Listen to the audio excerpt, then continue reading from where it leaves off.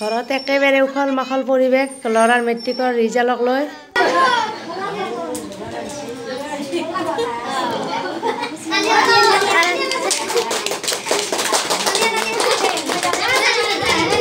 Matric পৰীক্ষা এনেকুৱা হ'ব বুলি ঘৰৰ মানুহ ভবাই নাছিলে।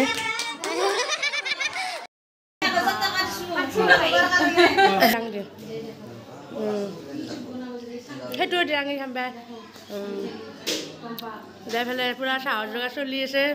হাই গাইজ, মোৰ নতুন এটা ভিডিঅ'লৈ আপোনালোকক স্বাগতম জনাইছোঁ। আশা কৰোঁ সকলো ভালে আছে। আজি ল'ৰাৰ মেট্ৰিকৰ ৰিজাল্ট দিব।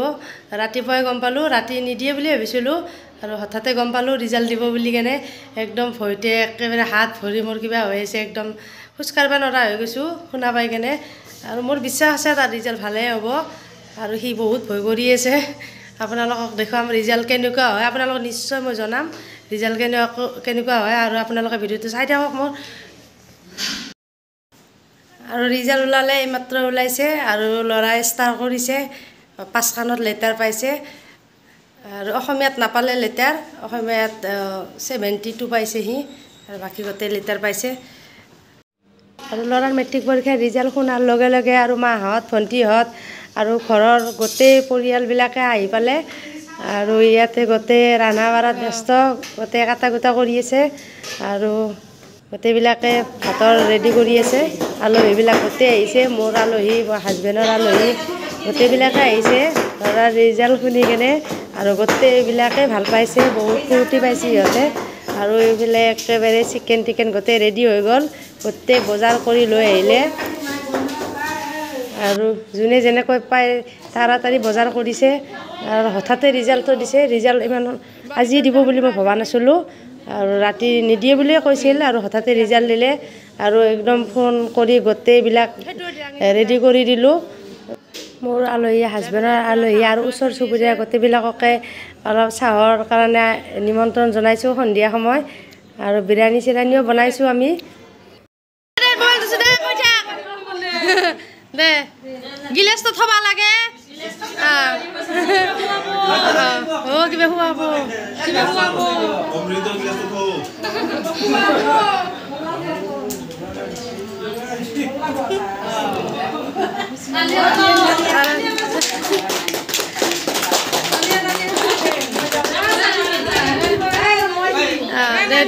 দি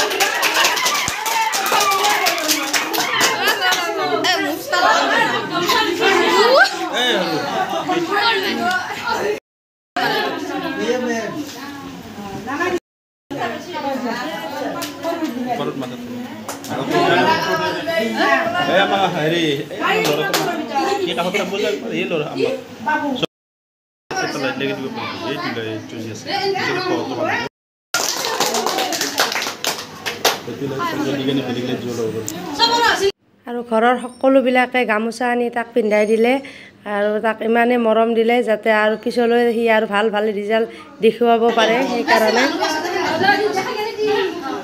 চবে তালি বাজো দে, বাজো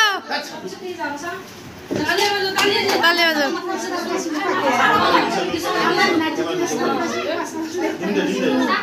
তালি বাজো চব, তালি বাজি দি চানিউলৰ নামত চানিউল বুলি কেনে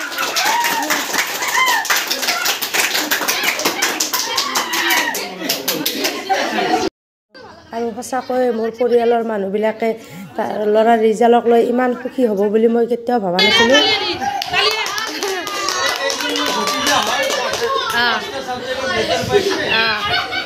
ষ্টাৰ ষ্টাৰ অলপ